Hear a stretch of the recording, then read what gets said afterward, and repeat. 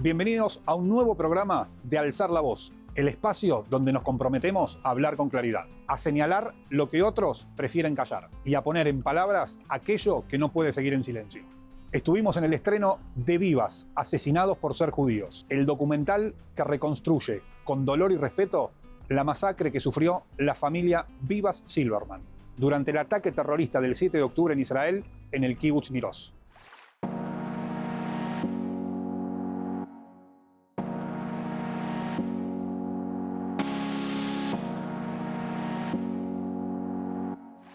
Es una historia estremecedora porque se trata de 6 personas que fueron secuestrados el 7 de octubre por el grupo terrorista Hamas. De esas 6 personas, uno solo sobrevivió.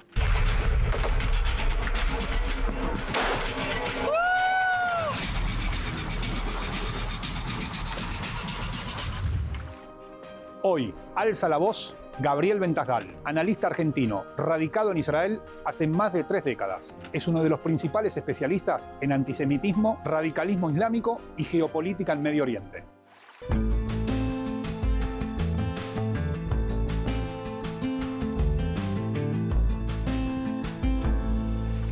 Y volveremos a recordar, porque nada volverá a ser como antes hasta que todos los secuestrados estén de vuelta en casa.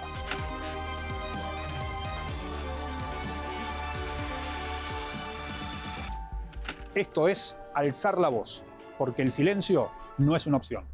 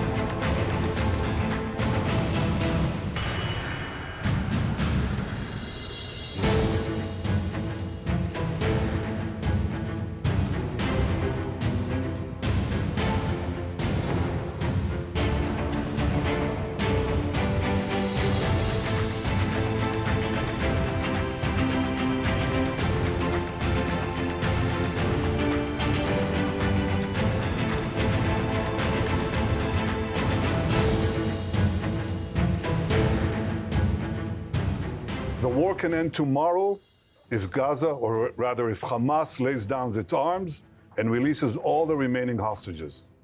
Gaza will be demilitarized. Israel will have overriding security responsibility.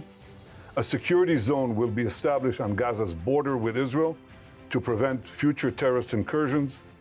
A civilian administration will be established in Gaza that will seek to live in peace with Israel.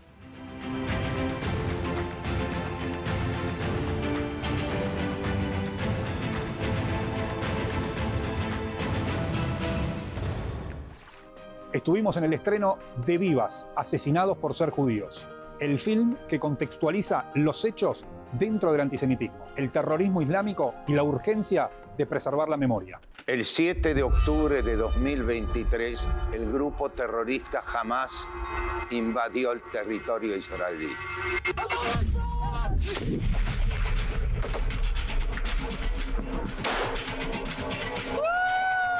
El ataque fue masivo.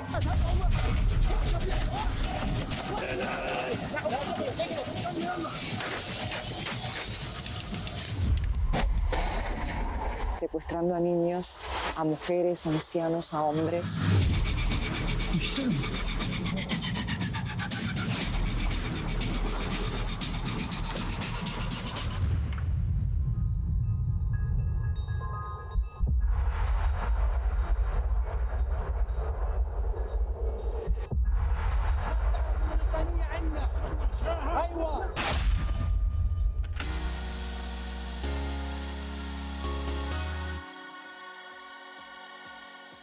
¿Qué nos puedes contar de Vivas, asesinados por ser judíos? Bueno, es una historia estremecedora porque se trata de 6 personas que fueron secuestrados el 7 de octubre por el grupo terrorista Hamas. De esas 6 personas, uno solo sobrevivió. Es un documental que muestra la historia de una familia argentina, por un lado, y por otro lado la historia del horror, que es el horror condensado en un evento específico. Fue comenzar desde cero a desandar lo que fue el ataque, lo que fue conocer a la familia Vivas, a las sobrevivientes, que son la hermana Shiri, la tía de Shiri, la prima Shiri, y empezar a entender qué fue lo que ellas vivieron para poder comprender qué fue lo que les pasó a ellos durante el ataque. Y bueno, esta historia me pareció importante contarle y que todo el mundo sepa el nivel de ensañamiento, de locura, de odio que desataron, ¿no? Fueron los únicos 2 niños asesinados en cautiverio y el mundo no puso el grito en el cielo por esto,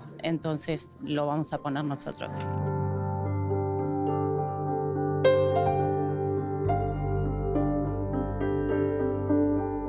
¿Por qué crees que los Vivas se convirtieron en un símbolo de la lucha por el 7 de octubre? Primero porque son 3 generaciones asesinadas y asesinadas de la manera más brutal. La empatía que provocaron en el mundo, los 2 coloraditos con su madre. El rostro de la madre llena de pánico y no sabiendo cómo reaccionar y no sabiendo cómo hacer para proteger a sus bebés.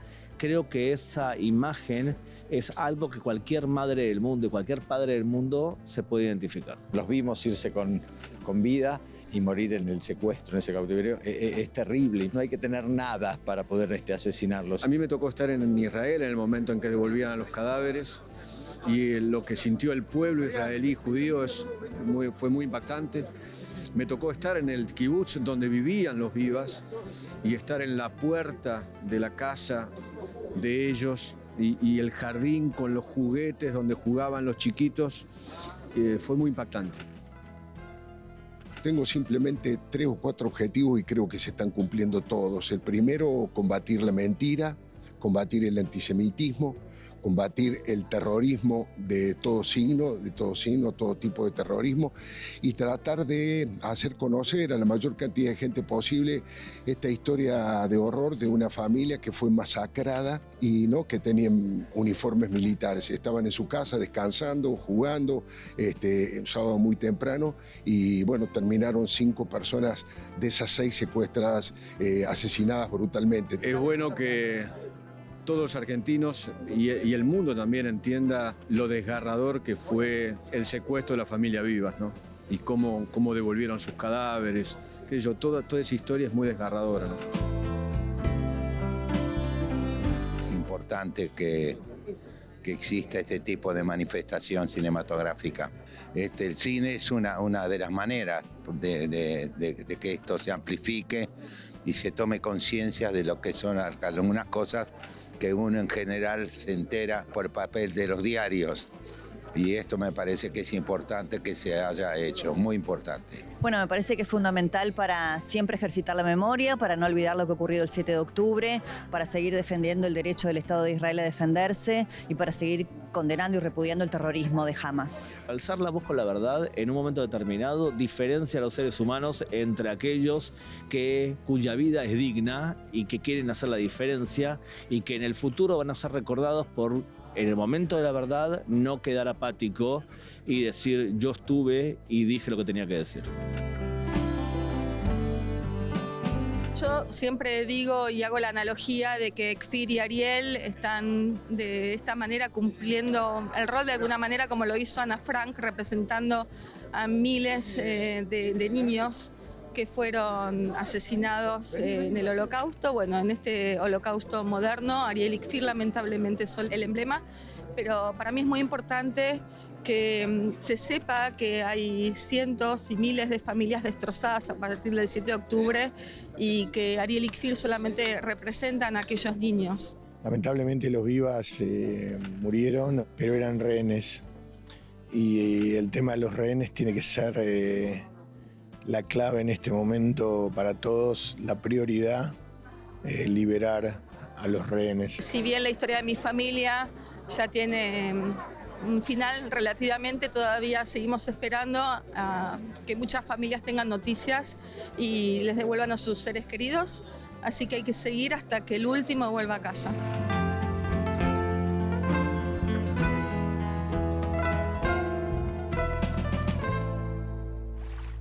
El 7 de octubre, para Gabriel Ventasgal, fue un punto de inflexión.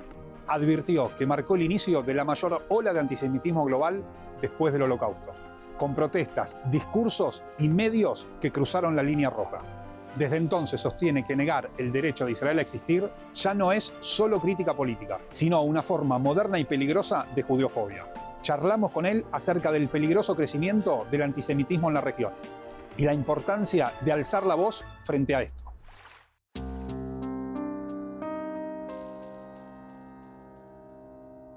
Aquí en Alzar la Voz es un lujo tenerte, que nos acompañes, escucharte, charlar, conversar y aprender sobre todas las cosas, así que bienvenido.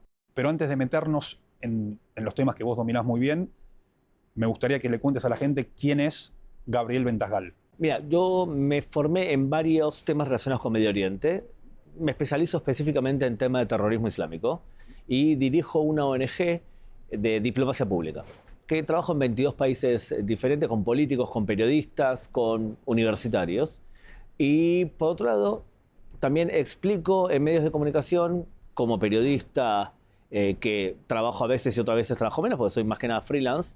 Entonces, ¿qué es lo que ocurre ahí en la región? ¿Cómo fue hacer y qué te provocó hacer el documental Vivas, asesinados por ser judíos? Para ser justos, el ideólogo de esto fue el periodista Alfredo Leuco y la persona que tomó las decisiones importantes, que es qué imagen poner, dónde poner y cómo transmitir con la sensibilidad que se merece, es la directora, que es Mariana Bellini. Yo creo que el aporte es cómo explicar un tema complejo de manera simple, desde el punto de vista del atentado en sí. Y por otro lado, centrarnos en la historia específica de una familia argentina que representa y que condensa todo el mal. Entonces, desde el punto de vista técnico, es una vez que sufriste suficiente dolor, y yo cubrí la intifada del Aqsa, donde filmaba cuerpos desmembrados, entras en una especie de dinámica en donde es una especie de estilo robot. No estás realmente viendo las imágenes. Estás produciendo algo de forma casi automática. Mi parte era más automática en muchos aspectos. Yo no creo en la neutralidad, sobre todo en este tema. No hay neutralidad para mí, no existe. Para el que no entiende lo que pasó, porque no se interesó y puede suceder, para el que no lo vio o para el que no lo ve, ¿el documental puede hacerle cambiar la opinión? La pregunta es cuán cerrado estás en una forma de ver el mundo. Y el principal problema, madre, es que hay personas que por educación universitaria o por formación latinoamericana considera que el conflicto palestino-israelí es un conflicto materialista, por tierras, por agua, por petróleo. Y entonces, ¿cómo te explican que hay un conflicto? ¿O por qué ocurrió el 7 de octubre? Ocurrió el 7 de octubre porque hay ocupación, porque hay humillación y porque hay pobreza. Esta forma de ver el mundo se llama West Planning, o sea, traduces tú un conflicto que no entiendes al idioma que te queda cómodo. El conflicto palestino-israelí es un conflicto esencialmente religioso, en donde el lado agresor, que es el lado yihadista, en el caso Hamas y grupos parecidos, consideran que los judíos no tienen derecho a un Estado independiente en ninguna frontera. Y por lo tanto no es que entraron el 7 de octubre con un hacha gritando que viva la revolución. Gritaron Allahu Akbar. Alá es el más grande entre todos los dioses. Entonces la pregunta es si tenés la amplitud de criterio para entender que quizás la esencia del conflicto no la estás comprendiendo. ¿Y no la están comprendiendo o no la quieren comprender? Las dos cosas, porque es muy difícil para una persona superar la disonancia cognitiva. Imagínate que vos vas a comprar un auto y te cobran $50.000 más de lo que realmente vale el auto. Entonces tu cerebro empieza a convencerse que no, que compraste bien, que no te engañaron, sino que el vendedor tiene cara de buena gente, en cambio el vendedor contrario tiene cara de mala gente. Es difícil superar que algo no coincida con tus prejuicios. Y si durante años te han taladrado el cerebro que el conflicto es territorial y que todo es por ocupación, entender que el conflicto es diferente te abre, creo yo, un montón de posibilidades. Porque, por ejemplo, se entiende por qué los cristianos son perseguidos en el Medio Oriente. Son perseguidos en el Medio Oriente porque no son musulmanes. O por qué, por ejemplo, las mujeres son humilladas, ejecutadas, porque la mujer tiene un papel fundamental que no es el que nosotros conocemos en Occidente. ¿Y por qué hay atentados en Europa? porque hay conflictos entre la inmigración musulmana radicalizada, porque no toda es radicalizada, y los europeos originales. O sea que analizar el Medio Oriente desde el punto de vista religioso es fundamental. ¿Cuál es el problema? Que muchos de nosotros somos laicos. Muchos de nosotros incluso somos de centro o de centro izquierda, y como nosotros no somos religiosos, sufrimos el síndrome del espejo. Yo no soy religioso y pienso que nadie es religioso. Está perfecto que tú no seas religioso, pero en el Medio Oriente lo que vale es la religión y las etnias, los clanes. Entonces hay que entender el Medio Oriente en el idioma local, no el que te viene cómodo a ti. ¿Es una batalla perdida la lucha contra el antisemitismo? Es una batalla difícil, porque el antisemitismo es un fenómeno que tiene por lo menos 2000 años y que va mutando en los argumentos que se exhiben y en quiénes son los promotores. En los argumentos que se exhiben, en la Edad Media te decían que el judío asesinaba niños para sacarle la sangre y hacer pan de Pascua, que contaminaba las aguas, que robaba las hostias para mortificar el cuerpo de Jesús. Esos eran los argumentos medievales. Ahora un antisemita moderno te va a decir tres cosas diferentes. Te va a decir, los judíos dominan el mundo, están detrás de todo. Y todo es culpa de los judíos. Lo segundo es, los judíos se inventan cosas. El Holocausto, el 7 de octubre. Y lo tercero te va a decir un antisemita, yo no soy antisemita, yo estoy antisionista. O sea, yo lo que creo es que el pueblo judío no es un pueblo y no tiene derecho de independencia. Ahora, que te lo diga una persona que vive en Sudamérica, que hace 250 años que existe, que ponga en duda el derecho de un pueblo que tiene 3.850 años de historia, y suena un poco ridículo. Entonces, si vos no querés ningún Estado en ningún lugar y querés que todos los pueblos desaparezcan, es una cosa. Pero si el único que te molesta que tenga independencia es el pueblo judío, estás discriminando a los judíos. Y eso se llama antisemitismo, o sea que va cambiando la forma de hablar del antisemita. Y otra cosa que cambia es el promotor del antisemitismo. En el pasado eran personas especialmente de derecha y religiosas. Y en la actualidad los tres promotores del antisemitismo clásico son la inmigración musulmana, ciertos medios de comunicación, y el tercer grupo es las izquierdas o las extremas izquierdas de acuerdo al país. Nombraste tres grupos, me quiero quedar con el del medio, con el 2, que es el periodismo, que es parte de lo que somos nosotros. ¿Esa lucha cómo es? Bueno, es una lucha cultural como todas, y es a través de desenmascarar también este tipo de patrones de conducta. Y es problemático porque la persona que no está metida dentro del sistema, dentro del mundo periodístico, puede llegar a creer un montón de cosas que no creo que sean. Y hay varios temas que, creo yo, la gente desconoce porque no tiene por qué saberlo. Por ejemplo, si te digo dos cosas. La primera es que el concepto más importante del Medio Oriente es la religión y la jamula, el clan. Las personas en el Medio Oriente se casan dentro del clan. El clan es 40.000, 50.000 personas que se llaman el mismo nombre. Por ejemplo, ¿quién es el clan que gobierna? Vos tuviste el Mundial, ¿verdad? ¿Quién es el rey ahí? La familia Thani, que son dueños de muchos equipos de fútbol. Ellos compiten entre los primos quién se compra el mejor equipo de fútbol. Entonces los Thani son un clan. Y ellos gobiernan y no tienen competencia. Los Saud de Arabia Saudita son otro clan. En el Medio Oriente la gente se casa dentro de los clanes. ¿Cuál es la consecuencia de eso? Que hay muchos niños con problemas genéticos porque se casan entre primos. Esto una persona de a pie no tiene por qué saberlo. Pero si se entiende esto, también se entiende por qué se publicaron fotos de niños hambrientos de la Franja de Gaza que después se descubrieron que tenían problemas genéticos y que el niño tenía problemas en el cuerpo, claramente una enfermedad mayor, la madre era obesa y el hermanito del niño se veía bien. Entonces alguien le sacó una foto y la manipuló. Fue lo que se publicó, por ejemplo, en el New York Times. Después tuvieron que pedir perdón, lo hicieron chiquitito como hacen siempre. Por más que vos pidas después así de grande y las disculpas sean así, ya el daño de la mentira, de la fake news ya está hecho. Totalmente. Ahí tenés un error. Otro error que es problemático cuando no entendés Medio Oriente es que todo grupo radical islámico imita el comportamiento, la conducta del profeta. El profeta es ma'sum, perfecto. Todo lo que hizo es perfecto. ¿Por qué, por ejemplo, degollaron a judíos el 7 de octubre? Porque en el año 629, el profeta y sus soldados degollaron a 1000 judíos en el oasis de Keibar. Por eso en el Medio Oriente gritan Keibar para los judíos, en árabe Haybar al-Yahud. Lo están haciendo porque están imitando. Entonces, ¿por qué es importante esto? Porque el profeta mintió, y como mintió se puede mentir. Ahora, si Hamás te dice que todos los muertos en la Franja de Gaza dicen que son 60.000 y son todos niños y mujeres, te está mintiendo. Y un periodista profesional debería saber esto y decir, miren que estos datos los dio un grupo que tiene como teología básica que mentirle a un cristiano o a un judío se puede. Ahí tenés dos conceptos que un periodista profesional especializado en Medio Oriente debería saber. Eso es una parte. Ahora, ¿cómo le pido yo a un periodista que cubre 1.500 cosas acá, en Argentina, en Uruguay, que él se especialice tanto en Medio Oriente como para poder entender este tipo de detalles? Él lo que va a hacer es muchas veces copiar lo que le dicen agencias y dramatizarlo en su idioma, si es necesario. Ahí tienes un problema. El segundo problema es técnico. Y es que la gran mayoría de periodistas occidentales no están adentro de la Franja de Gaza. Y no están adentro, no como dicen habitualmente, porque Israel no lo deja entrar. Porque el periodista de la RAI, hoy en día, el italiano, está dentro de la Franja de Gaza y tiene lo que tiene que tener un periodista de guerra en serio. Lo que sucede es que el ejército de Israel le dice al periodista, yo no puedo protegerte, es zona de guerra. Y cuando entran los periodistas occidentales, no es verdad que van calle por calle cubriendo. En general, el periodista occidental se queda en un hotel haciendo el stand-up con el cubito de la empresa para mostrarle a su jefe que él está cubriendo el Medio Oriente. Pero el que hace el trabajo de campo, el que hace las entrevistas, el que filma y manipula y pone el muñequito de color arriba de un edificio destruido, es un palestino que trabaja ahí porque jamás le permite.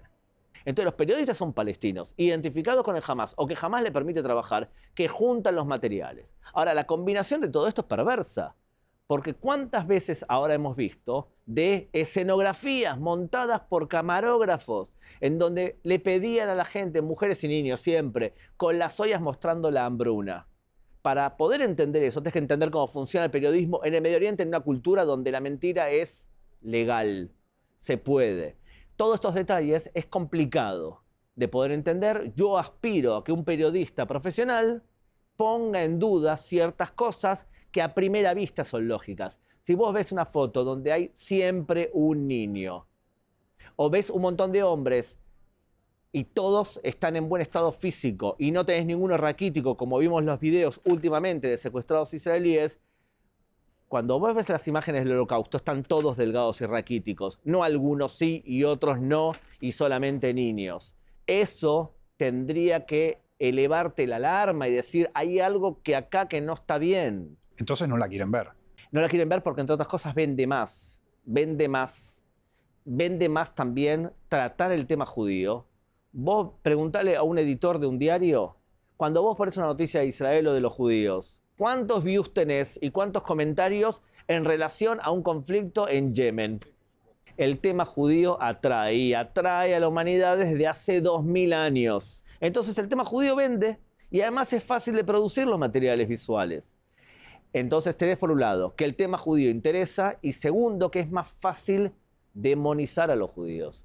Porque si yo te digo a ti que la culpa de todo el conflicto en Medio Oriente la tienen los pelirrojos, yo tengo que escribir un montón de textos explicando por qué los pelirrojos son la esencia del mal. Pero si yo digo que la culpa la tienen los judíos, no hace falta explicar nada. Tenés 2000 años de experiencia y cada uno se va a encontrar su razón. La población civil en Gaza, los palestinos, ¿son víctimas, son victimarios? Las dos cosas. Son víctimas porque han sido adoctrinados durante años a que el judío y el cristiano es descendiente de monos y de cerdos.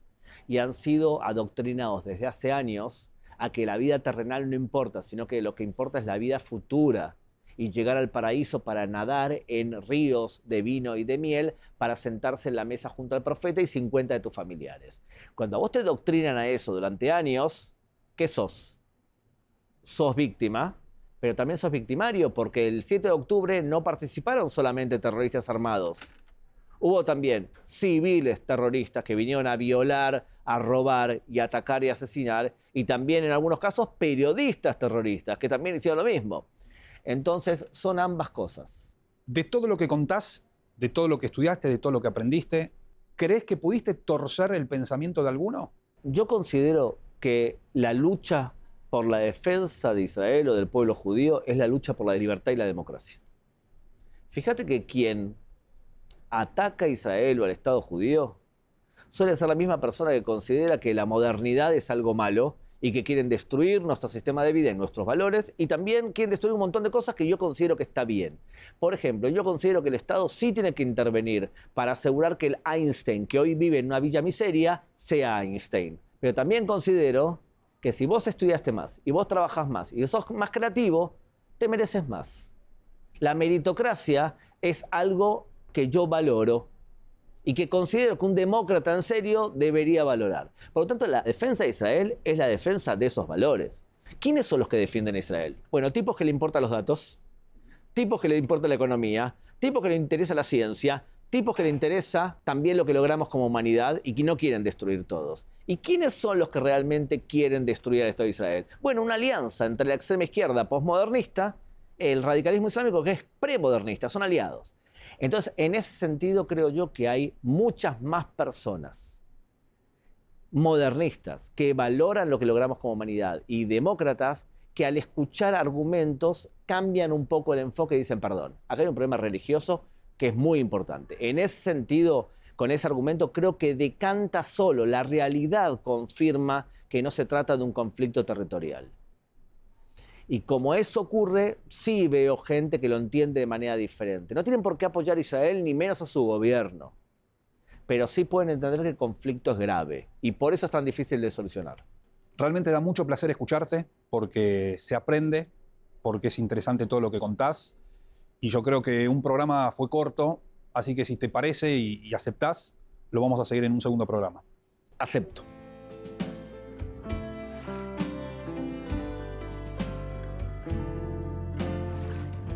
Llegamos al final de un nuevo programa, pero antes queremos recordar a Maxim Kharkin. Maxim Kharkin tiene 37 años, es ruso-israelí, oriundo de Tirat Carmel. El 7 de octubre de 2023 fue secuestrado por la organización terrorista Hamas en el Festival Nova.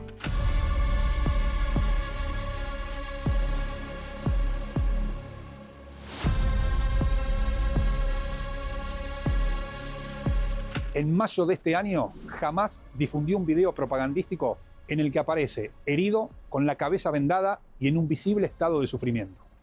המצב שלי הוא גרוע מאוד. אין לי תרופות. על דבר כזה כמו לצאת לבית חולים אפילו לא מדובר.